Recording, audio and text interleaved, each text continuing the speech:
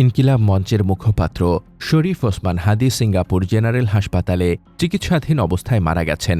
তার মৃত্যুতে দেশজুড়ে নেমে এসেছে শোকের ছায়া। স্থানীয় সংবাদ মাধ্যমের পাশাপাশি হাদির মৃত্যুর খবর গুরুত্ব দিয়ে প্রকাশ করেছে আন্তর্জাতিক বিভিন্ন গণমাধ্যম। ওসমান হাদির মৃত্যুর খবর বৃহস্পতিবারই প্রকাশ করেছে কাতার ভিত্তিক সংবাদ মাধ্যম আল জাজিরা। তাদের প্রতিবেদনে বলা হয়, গত বছর বাংলাদেশের ছাত্র নেতৃত্বাধীন আন্দোলনের নেতা শরীফ ওসমান হাদি গুলিবিদ্ধ হওয়ার পর যাকে চিকিৎসার জন্য সিঙ্গাপুরে নিয়ে যাওয়া হয়েছিল, তিনি মারা গেছেন। সিঙ্গাপুরের পররাষ্ট্র মন্ত্রণালয়ের বিবৃতির বরাত দিয়ে সংবাদ মাধ্যমটি জানায়, চিকিৎসকদের সর্বোত্তম প্রচেষ্টা সত্ত্বেও হাদিকে বাঁচানো যায়নি। ডয়চে ভেলেও হাদিকে নিয়ে খবর প্রকাশ করেছে।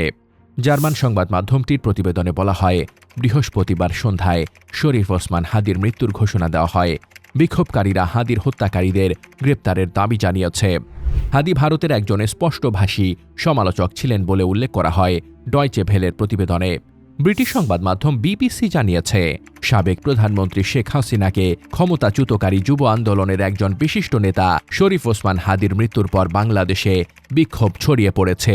আর এক ব্রিটিশ সংবাদ মাধ্যম দ্য গার্ডিয়ানও এ খবর প্রকাশ করেছে। হাদির মৃত্যুর খবর দিয়েছে ব্রিটিশ বার্তা সংস্থা রয়টার্স।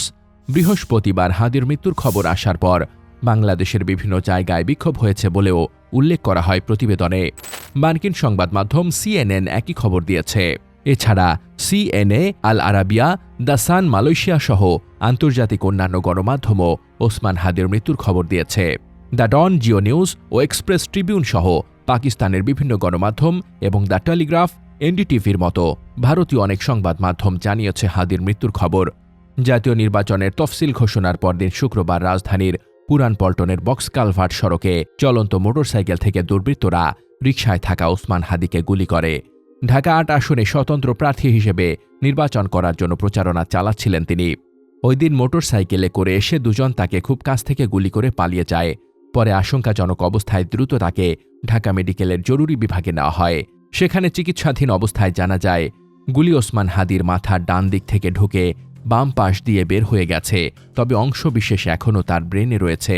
এ অবস্থার মধ্যেই পরিবারের ইচ্ছায় তাকে রাজধানীর এভার কেয়ার হাসপাতালে স্থানান্তর করা হয়েছিল। সবশেষ সোমবার দুপুরে উন্নত চিকিৎসার জন্য এয়ার অ্যাম্বুলেন্সে করে সিঙ্গাপুরে নেওয়া হয়েছিল ওসমান হাদিকে। সেখানে চিকিৎসাধীন অবস্থায় মারা যান তিনি।